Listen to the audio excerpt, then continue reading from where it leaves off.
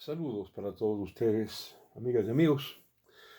Cuando la humanidad en general y el mundo de Occidente en particular, que es enorme, somos nosotros mismos, entra en crisis graves y profundas como la actual, una crisis de todo orden. Estamos cohibidos, inhibidos, atemorizados. Es una suerte de, aunque yo no creo en ese tipo de predicciones de apocalipsis adelantado, han recurrido a estas situaciones a lo largo de la historia y muchas veces han sido siempre ocasiones aciagas, dramáticas, trágicas. Cuando esto sucede, siempre me pregunto, ¿no? Que las corporaciones o entidades que se encargan de prepararnos para el paraíso allá, fuera de la tierra, son corporaciones en general muy terrenales, pomposamente laicas y seculares. Y estoy hablando de la iglesia en que a mí me bautizaron católico.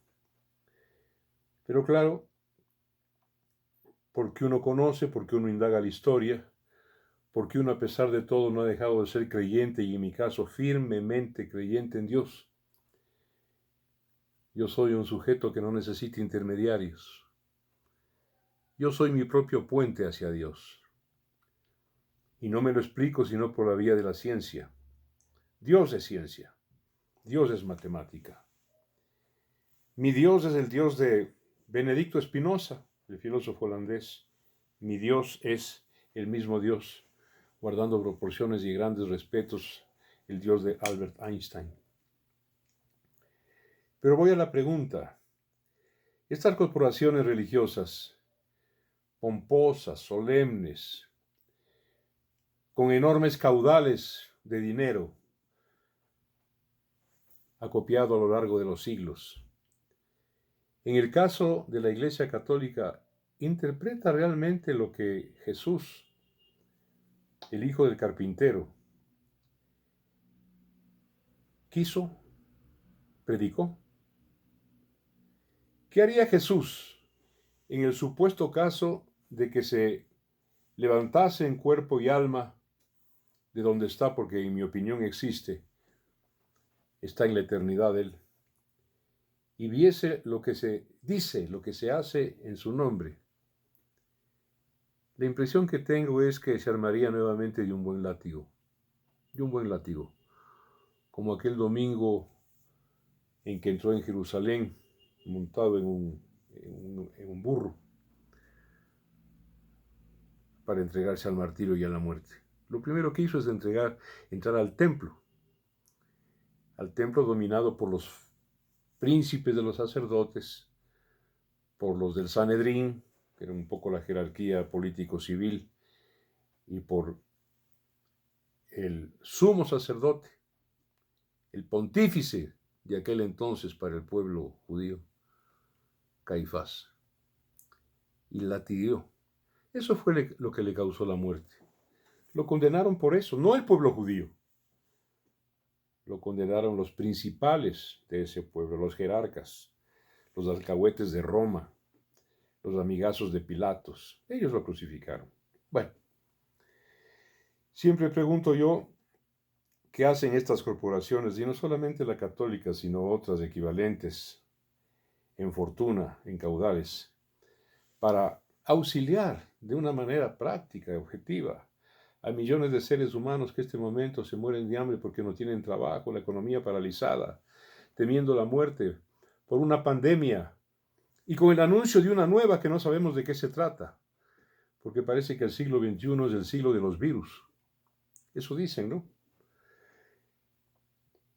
Yo, como dije, creo en Dios firmemente. Para mí Dios no es una incertidumbre, es una certidumbre, es una certeza, sin ninguna duda, y no necesito andarme golpeando el pecho, ni asistiendo a templos. Y peor todavía, confesándole a nadie mis faltas, que son muchas, o mis pecados. Eso se los dejo a mi conciencia. Mi conciencia o me gratifica o me castiga.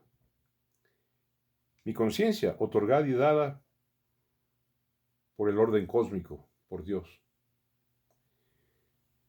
También he dejado de creer en estas cosas porque el papado, me parece un fantasma del Imperio Romano, asentado justamente o con sede sobre la tumba de aquel. Desde el punto de vista histórico, político y sociológico, el papado me parece una genial invención de un pueblo maravilloso, pero obviamente en una maravillosa también decadencia. Ser decadente es maravilloso. Es una especie de sabiduría sociológica, planetaria. Hablo de los italianos. El Vaticano y Roma y el papado fue y es una genialidad de los italianos. Cuando perdieron el poder material, el poder fáctico, el poder militar, el poder político, con la caída de Roma, pues se inventaron un imperio de carácter espiritual. Una genialidad. Y le mantienen ahí cuidado como en una urna, en un tabernáculo, en un arcano lo tienen. Le dieron autonomía e independencia, le llaman Estado Vaticano, Estado Pontificio. Pero es, como digo, una genial invención de los italianos. Un abrazo para todos ustedes. Cuídense. Hasta mañana. Y que Dios los proteja a todos y los bendiga.